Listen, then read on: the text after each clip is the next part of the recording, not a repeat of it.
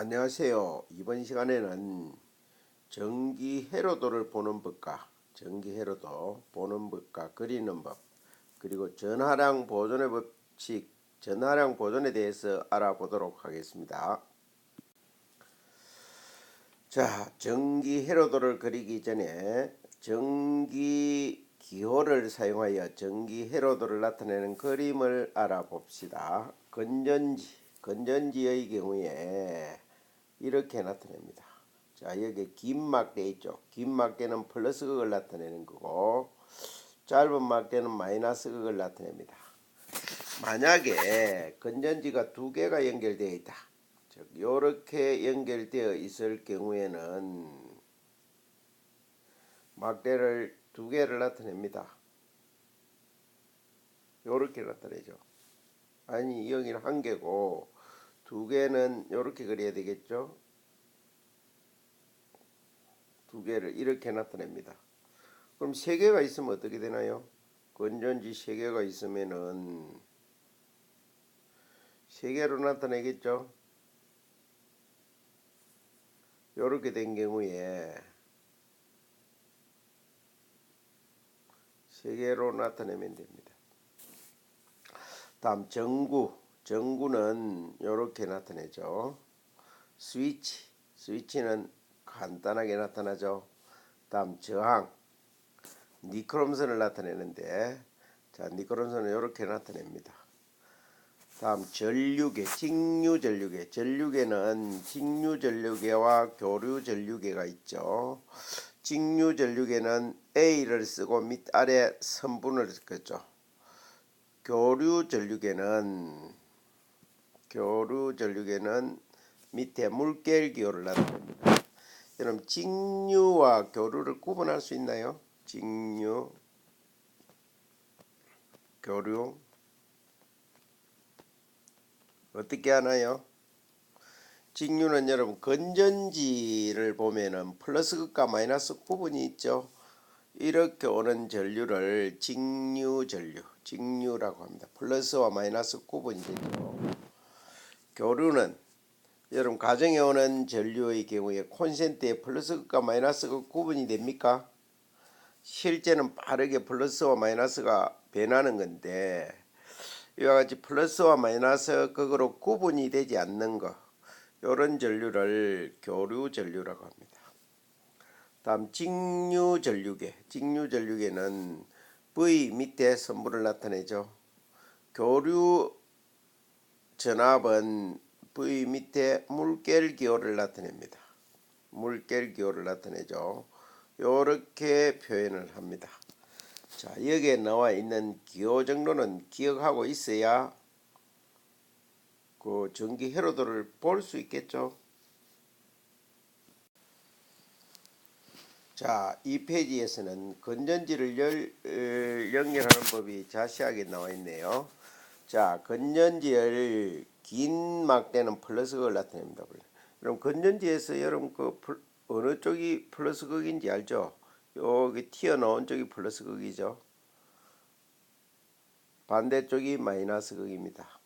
자, 플러스극과 마이너스극을 그 기호로 나타낼 때 이렇게 나타내는 거죠. 자, 그리고 건전지 세 개를 직렬로 연결하면은 이렇게 나타냅니다. 조금 전에 그 설명을 했죠. 이것은 그럼 어떻게 연결된 걸까요? 건전지가 이렇게 연결된 겁니다. 건전지 두 개가 나란하게 백렬로 연결된 거죠. 요렇게 연결된 것을 기호로 나타내면은 아래와 같이 나타냅니다. 이 백렬 연결이죠. 백렬 연결. 자, 그러면은 전기 회로도에 대해서 한번 알아봅시다. 간단하게 알아보고 또 뒤로 넘어가면서 여러 가지 경우를 볼 수 있겠습니다. 여기에서는 간단하게 설명하겠습니다. 자, 여기 왼편에 건전지가 있죠. 건전지. 지금 이 그림에서 알기는 조금 어렵습니다만 건전지는 이렇게 연결되어 있는 겁니다. 저 아래쪽에 플러스 극이 있는 거고 위쪽이 마이너스 극이 있는 거죠. 자, 이렇게 표시가 되어 있습니다. 아래쪽이 플러스 극, 위쪽이 마이너스 극이죠. 그리고 이 플러스 극 쪽으로 쭉 따라 올라오면 뭐하고 연결되어 있습니까? 스위치하고 연결되어 있죠. 스위치.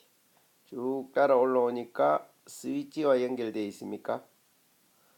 자, 스위치와 연결되어 있고, 그 다음 또 쭉 따라 올라가면은 이제 전류계의 플러스 극 쪽에 연결되어 있죠. 이 전류계의 플러스 극 쪽에 연결되어 있는 거고, 그 다음 이제 이것을 또 마이너스 극에서 나가서 가니까 전구가 있습니까? 전구가 그려져 있죠. 다음은 쭉 따라 올라가면은 건전지 마이너스가 연결됩니까? 이와 같이 선으로 연결되어 있는 것을 이제 선분, 거의 사각형에 가깝게 선분을 그려서 그 기호를 사이에 나타낸 거죠. 이와 같은 것을 전기회로도라고 합니다. 전기회로도. 이 그림을 그리려면 상당히 어렵죠. 그렇지만 회로도를 그리려면 간단하고 또 한눈에 쏙 들어옵니다. 이와 같이 앞으로 전기회로도를 보고 전기회로를 만들 수 있어야 되고, 또 전기회로를 보고 회로도를 그릴 수도 있어야 됩니다. 여러분들은 이렇게 갈 수도 있고 이렇게 갈 수도 있어야 되죠. 이 회로도를 보고 이해를 해야 됩니다.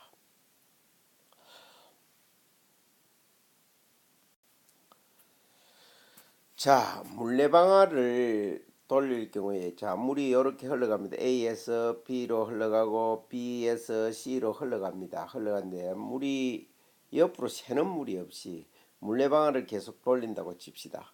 물레방아를 돌리기 전에 물이 반드시 여기를 통과해 간다고 보면은 A에서 흐른 물의 양이 물레방아를 돌리고 나면 B의 물의 양이 달라집니까? 어떻습니까요? 변화가 없다고요? B로 가도 그 양의 변함이 없겠죠. 또 물레방아를 돌려서 C로 가면 어떻게 되나요? C로 가도 변화가 없습니다. 즉 물이 A, B, C를 흘러가는 중간에 물레방아를 돌리기를 하면 물의 양은 변함이 있다 없다? 변함이 없다. 물의 양은 변하지 않는다. 똑같다는 거죠. 즉 A, B, C 지점의 물의 양은 같다. 이 사실은 누구나 알 수 있는 거죠. 자, 직렬회로에서 전류의 세기와 물의 흐름. 여러분, 이 회로도에서 전기라는 것이 이해가 여러분 잘 안 된다. 그러면은 수로에 물이 흘러간다. 이 물의 세기를, 물의 양을 전류의 세기라고 생각하면 됩니다. 즉 물이, 우리가 조금 전에 물이 그 물레방아를 돌리기 전의 물의 양과 돌리고 나서 통과해서 돌리고 난 물의 양이 어떻다고 했나요? 똑같다 했죠. 변함이 없다. 즉 A의 물의 양이나 B의 물의 양과 C의 물의 양이 어떻다? 똑같다는 거죠. 자, 전류도 역시 마찬가지입니다. 전류도 두 전구를 지나기 전의 전류의 세기는 두 전구를 지난 후에 전선에 흐르는 전류의 세기와 어떻다? 자, 전기회로도에서 보면은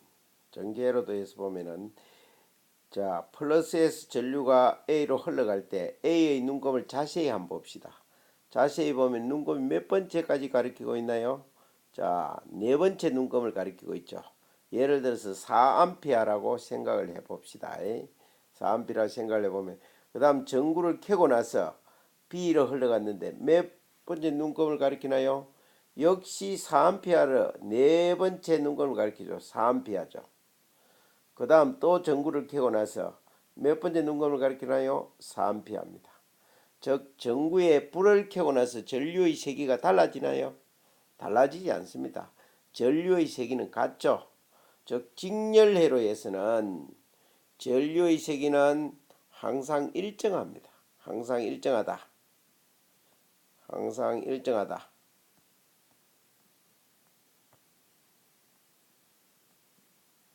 일정하다라는 것을 알 수가 있습니다.